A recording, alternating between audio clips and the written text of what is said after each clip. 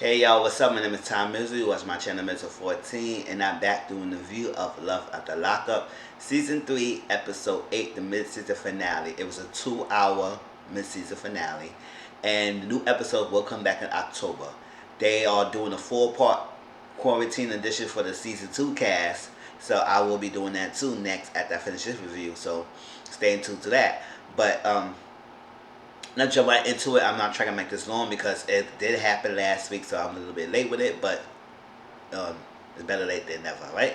So I'm not trying to make this long. What I'm not going to do is try and do a play-by-play by every couple thing. I'm just going to talk about my opinions, what happened in this thing a little bit, give my opinion, my thoughts at the end of the video, so it won't be too long. Okay, let's start off with the couples, how they've been in appearance of the show. So basically on Scott and Lindsay. So Lindsay's finally getting out. She called Scott numerous times, leaving messages saying that she finally coming home. Instead of going to the halfway house because of the quarantine, because of the COVID right now, she's doing home confinement. So she got to stay home. She got to get an ankle bracelet, all that stuff like that. So that's good. It's better than being in a halfway house. Now, she coming home, all that stuff. She called her daughter, Monty Grace.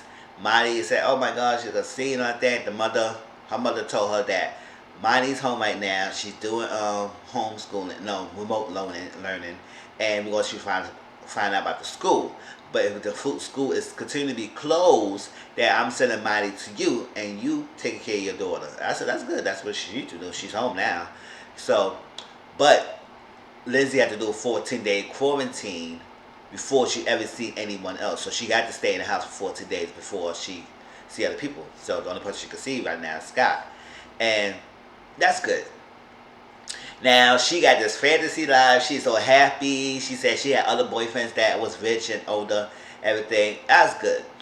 Now, Lindsay come out, she had this high expectation of what things going to be. Because maybe Scott is selling her the dream. She's telling her that, oh, he going to have a good house. Everything's going to be great. He got all this money. All that stuff like that. Yes, he got money, but he's spending money like crazy. Now, he picked her up in the truck, his work truck. He didn't pick up in a limo last time because he had a limo, which I think that was too much to be doing that. To pick her up last time, but now it's last minute. He had to pick her up with a thing. He could have had a rental car, but whatever. Pick up a truck. She didn't like that. She see it. She didn't like it. All that stuff like that. Now it did cringe me when he said, "I can't wait to go and pick up my little girl and kiss her." I said, "Oh, little girl and kiss her." That sounds creepy. I don't know. That sounds creepy to me. I don't know if y'all creepy to y'all. It sounds creepy to me. So they picked up, took her to the house. She was complaining about the car being picked up by the truck. I said, yada, yada, yada. I said, girl, deal with it. So whatever. You can't be high maintenance when you just got out of jail. Now, what I do feel, and I'm on her side with, is the house. Now, she came home, and the house is basically what's not done. It's not finished. Most of the place is dirty.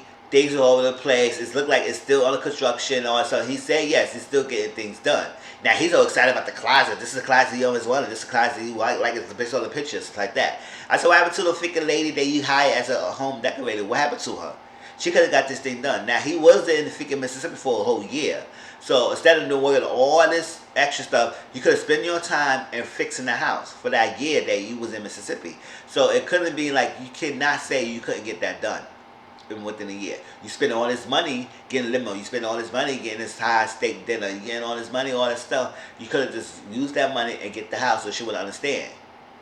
So, what were you doing, Scott? And the house was basically dirty. It looked really unfinished. It looked unfinished, one, and it was dirty. It was scratching the floor. The carpet was dirty. She said, here in the bathroom. We didn't see the bathroom. But it looked run down, and I'm sorry, I would not like that either. I would not like that either. Now, it is better than being in prison, but, so, you have to understand why she's pissed off. She understands she's pissed off because he sold her a dream, which I just like, maybe that's what he was doing. Sell her a dream, this is going to be this, that, and all stuff. And she came home, now she got to stay stuck in there, in an unfinished house. The daughter's home not even finished, nowhere near done. Like, she said she'll understand it'll be a little bit touches here and there. But it's like complete renovation that he really didn't finish at all. The Monty's room, the closet, carpet. It looked really run down. It didn't look good at all. And I would have been upset as well. So I agree with Lindsay on that. I didn't like that either. So Scott, you should have got it together because you was there for a whole year. all this. You could have had that done with the new furniture, new stuff like that. Maybe you couldn't get all the stuff that she wanted in the pictures because that'd be too much. But you could have decorated nicely so she could be coming home to her home. So that's that on that. I don't know.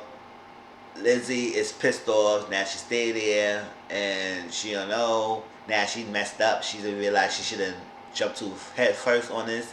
I don't know. But it's better than being in prison. But at the same time, if she gonna be stuck there, it needs to at least be clean. It's like that.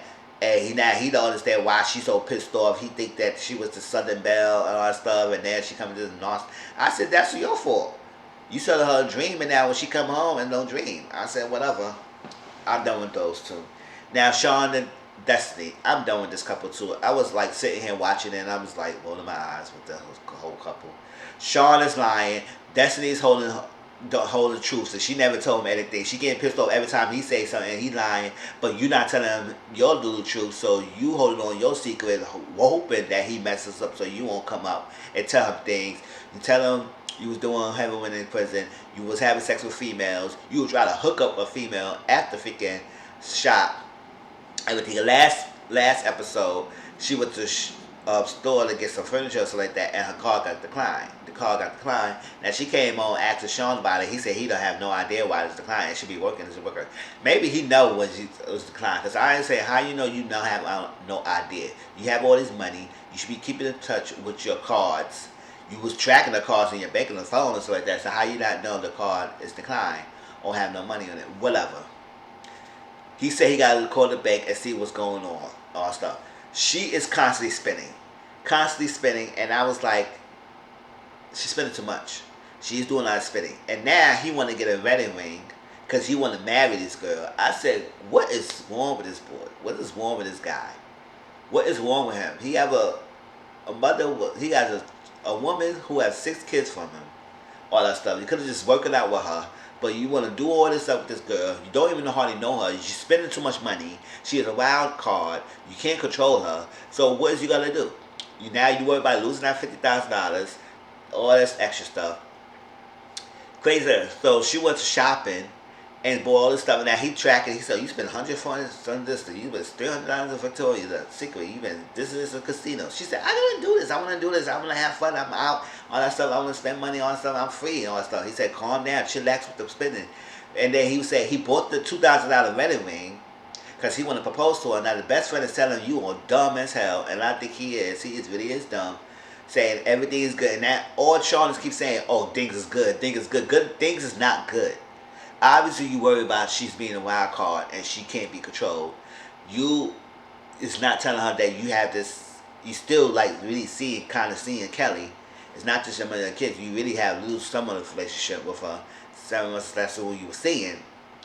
But now you juggling too, and you know it catching up on you. They talking. She want to get a pool that blow up the inflating thing. Kelly called the mother of his children, his 6 children. And she asked him how things going. He said things are good. I said, no, it's not. Stop lying. But he always said, oh, things are good. She said, oh, I'm surprised things are good. I'm surprised. I mean, just came out and everything. Now, everything all good. There's no problems, no issues. Which clearly is issues. Now, Destiny hearing it while she was cooking. And she said, who was that? He said, it's Kelly. And he said he got to have a somewhat relationship with her. He said, why? She said, why are you talking to her? And she's pissed. Now, I said, Destiny girl, here, well, I'm not on your side with this. Kelly is the mother of his children. No matter what you and him go through, he needs to have a conversation and he needs to have a relationship with her. Now, they have a little small talk here and there before they talk about the kids. So what? They have been along to know each other for like 20-something years. Yes, he's being with you. Is he with you now? He needs to respect you. But at the same time, you need to respect him when Kelly took call. And she said, oh, if your kids calling you, there's no problem. She wasn't calling your kids. He said, oh, yeah, she was calling about my daughter. And you don't even know conversation go on because she came on being all pissed. Now, he hung up the phone. He said he had to go. She said, this is bullshit. Bull crap. And I said, yeah. It's like, what's going on? Yeah, she's questioning what's going on because you was dealing with a woman who might be around her kids. So, yes, she needs to know what's going on and all that stuff like that. At least have a simple conversation so she could see what's going on. Because if you don't get this handled, you're going to lose Kelly and your kids and you gonna lose destiny, and you gonna have nobody but yourself because you was the one to blame. So that Destiny says she's done. She's pissed off. She's done. She don't want to be with him and stuff like that. And she hitting him. I said, oh, that's too much. Now you going hitting. Now it should be done. Now he said he pissed off. He done with the show. He done with all that stuff. Whatever. But Sean, you get it together. Cause I don't know what you want to do. You gonna talk like this. I don't know like this. You like this. You go. I said, stop it. Stop it. He was so stupid as hell. His best friend is right. He is so dumb as hell to do all this stuff with this girl. Don't hardly even know her. Want to marry her, all that stuff. But you got all these issues. But you keep saying it's good. Yeah, whatever. Christiana and John, I'm done with this couple too. Because John, he is a selfish prick. You know Christiana has the strict rules for Halfway House. And Christiana, you too as well. Because you know you got strict rules. But you trying to play the fence. You went to see your mom. Everything. You supposed to be out there. They give you out to go get job applications. That's part of the requirement on Halfway House. You got to go job applications, I guess, to land a job. It got to be a quota every week to fill out applications, apply for jobs, to get a job. Now, you decided after you see your mom and say, all right, we're going to play it off to take a little bit extra time and do something while we're trying to do job application. So she's supposedly not supposed to see her mom anyway. She's supposed to do job application. So they was getting followed by someone. Now, Christiana said she had a feeling that she was being followed. So if you got a feeling you was being followed, girl, you should listen to your gut and told John, take you to the Halfway House. Or take me to get another application. Not to sit there now. She sat in the restaurant. They tried to take extra time and to be a little sneaky. They was ordered. She did ask the waiter for application, but that was like an impassive application. She said, do you have an application on something like that? Just to say that she had asked for one. Right when I'm at the order, this lady came in. I thought it was a man, because it sounded like a man, but this lady came in. She said, oh, you need to come in the Halfway House now. All that stuff. Got followed. And John didn't even know he was being followed. Because you don't know, because that could be sneaky like that. It's like you got to make sure, especially if this is her fourth time being at the Halfway House, yes, they're going to be keeping on tabs of her. So, now she said she had a feeling. I said, you could listen to the feeling. You could have told them to take it back. But now she gets restricted to be in the Halfway House. Now she got a ticket, everything, and we want to see what's going on. She's stressed out, so she about to go outside and smoke. And he's worried that she will relapse. Because last time she was at the Halfway House, she escaped, and that's how she went back to prison. Now, if she get messed up again, she will go back. I said, well, that's all y'all two. Y'all should never left. You should never left. You should, after she visit her mom, she took her to the spot to get an application, get the paper application in hand, whatever, and went back. And that's it. But y'all was being followed. Y'all want to sit down and have a little nice dinner. Though y'all was going to get away with it, and you got caught. So that's on y'all. So, next. So now he's worried. He's worried. I said, okay. Yeah, I'm browsing through it because that's all was basically on this episode. So I was like, Quaylon and Chevelle. Okay, my thing about this is like, Chevelle is having a welcome home party for Quaylon, which is nice. Welcome home party, introduce him to the house, everything. Both families there, his mom, his sister, her mom, her daughter, the family, her family mostly was there. And everybody judging Quaylon, which is understandable. He just got out of jail. Because people mostly judge people who get out of jail. That's a natural thing. People judge them to get out of jail. Not every person who went to jail are a bad person. Some people went to jail for circumstances that is beyond control. Some of them people are being innocent and they're not even guilty. So not everyone who go to jail are bad people. So you just gotta give them a chance when they come out and see if they can set themselves and see if they can work on not going back. Now he went to jail when he was 17 years old. He spent a long time in jail and now he's 29. Yes, so he's back with Chevelle, Kansas City. Now, Chevelle had a surprise for him outside. It was a cheap car. The car, that $5,000 car that D-Mark was not happy with, that she's spending this money and everything. Thinking he using her, all that stuff like that. I said, first of all, Chevelle's a grown-ass woman. Like everybody is saying, he's a grown man. He just freaking prove himself. She's doing her stuff herself. Nobody told her to buy that $5,000 car. I don't think Quaylon told her to get that. He didn't even notice that he was going to get the car. He thought he was just gonna come home and do what he had to do and be happy being home. He didn't even think he was gonna be. He don't even got a driver's license. So I was like, what the hell, Chevelle? Chevelle's a case study. She's a case study, and I'm saying this now. Chevelle, the case study, is doing this. Got people thinking that Quaylon is using them, but I don't think he's doing that. Well, for now. Now we don't know anything else because we only know that she bought this car. He didn't ask for it, so she bought it her own money. So y'all all putting on a Quaylon that he's using her. What about Chevelle? Chevelle is buying stuff. So if you buying stuff and you doing all this stuff for a guy, what more can he approve? I said that in my last review. What much can he approve or approve? Oh, no, not approve. Prove that he's the worthy if you buying stuff. So he got no driver's license, so he can't even drive the car. So he's going to be sitting there until he get a license. So in the house, D-Mark saying he's this. D-Mark have a conversation with Quaylon. He put a hammer on Quaylon. He said, I think you're going to be using her. I think you're going to take what you need to take to get from her, and then you're going to skedaddle like everything. I give you things. What bills happen? What this happened? When this happened? This happened. I said, understand D-Mark. Well, she had every right to tell him that, to go on him or Quaylon.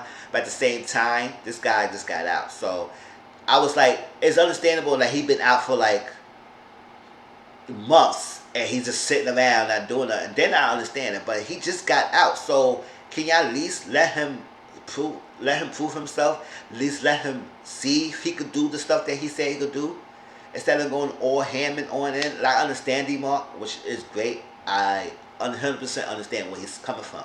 But y'all going ham on Quaylon, like think that Quaylon is using Chevelle, and she just docile, gullible chick, which I think she's very much know what she's doing.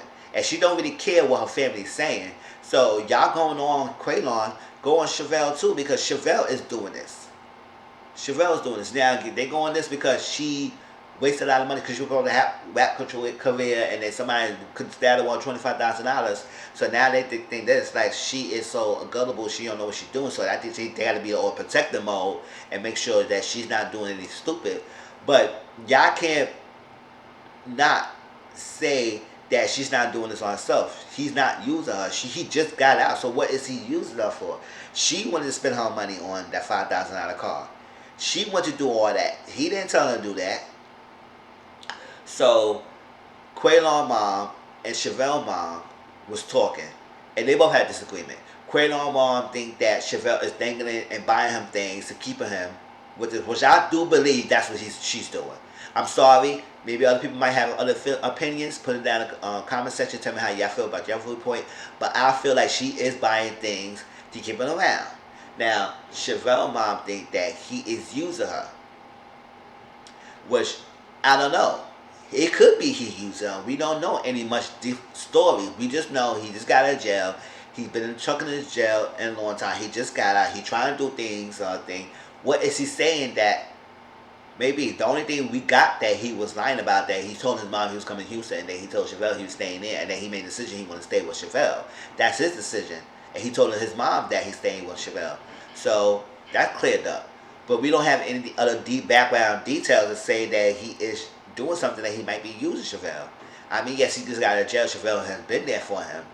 But she's doing that for her own volition. He was the one locked up. She was the one who's constantly coming to him. So what y'all all putting on Quaylon, put on Chevelle as well. That's what I'm saying. I'm not always knocking down Quaylon, because at the end he just got out. So y'all need to be hammering on Chevelle. So why she's doing this now? Quaylon's sister is like, listen, why you want him to be here? All that stuff, and being shot. He was almost dead, and something happened to him. I want to come at you. All that stuff. She has the right, because that's her younger brother, her only brother. And he made the decision. Yes, people understand that. Yes, he's 29.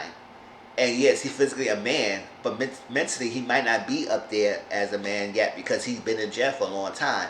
So yes, he got to get acclimated and see what he got to do. He got to prove himself and stuff like that and make decisions. So he got to know what's going on. But they all putting the pressure on Quaylon, which is nice and everything, because she has a daughter. But that's what she needs to think about. She should have thought about her daughter first instead of worrying about some man for a long time. She was in prison for a while. Like I'm saying, I'm not on 100% on her side, but I'm not on 100% on his side. But at the same time, they both have equal responsibility, and y'all both gotta come at both of them, not just on Quinlan. Which I've seen this episode was getting pissed off that everybody was coming on him, but y'all not getting on Chevelle. Now Dumont did get at Chevelle about her, why she did this, why she doing all this stuff, but her mom needs to get on her too. Everybody needs to get on her as well. It's not just on Quinlan. Now, move on. Maurice and Jessica, they met home, which I was wrong. I thought that the family didn't really care about him, not because he was a felon, because he was black. But it's not because he was black. It's because he's been in jail, and that's what it is. He's a jail person, and he has a past life that they don't really care about, gangster or that stuff like that, or that craziness. Now they came on. There was a little small talk. He was a little thing, and they mentioned that they violate the rules of coming in Nevada, and he not supposed to be there. So Jessica and Maurice made an agreement that they ain't supposed to bring that up. Not saying anything, but I said, y'all that's the television. You shouldn't have been there in the first place. But he brought it up. They concerned about it. Now, Jeff's father wanted to talk to him privately, and he just told him, listen, I protect my family. I don't like, so I hope your past life don't come around here in Nevada and try to disrupt my family, because I will protect mine. I'm a hardworking man, and that's what it is. So keep that over there and do what it's do. I protect my daughter, don't hurt my daughter, or something like that. He said, yeah, I appreciate it. Maurice said he never had a father figure. He never had someone who could sit down and talk to, all that stuff, to give him the guidance and stuff. His mom did as best as he can. And he said he's done with that past life. He's done with that. He gonna show his good thing. He loved Jessica. He want to be with his wife. He loved his wife, and he gonna show it. And the father said, okay, I don't want to hear words. I want to see action. And I don't care about you, black. All that stuff. I'm just want this in here. So prove to me that you got it, and we good. And they could see back together, have a good conversation. And he said, I could come to talk to you and all that stuff, everything. And Jeff's father said, I never have a son, so it's good to bond and stuff like that. But we need to see. But until then, you need to get that situation with the parole handled. So you got to go back home and just need to stay in Nevada, because I'm not putting her in harm's way. Which I feel the same way. I said, yes, let her stay here. You handle that in Nevada and so like that. Y'all should have been do that before he got out, and y'all would never got this situation. But now this is done. It is what it is. Crazy. Now, Dylan and Heather.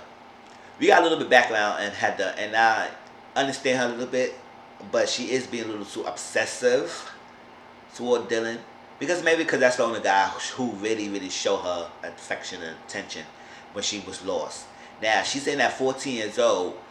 She defended her mom because her stepfather was going at her mom from a disrespectful way, and her mom and the stepfather sent her away to a troubled teen facility, and that's when she got sexual assaulted. And I said, oh my God, 14 years old. So it does something to someone at that time. Lost a sense of self, no control, all that stuff. So it might get attached to someone who might show her love. She maybe not feel that way when she does that. So she had a hard knock life.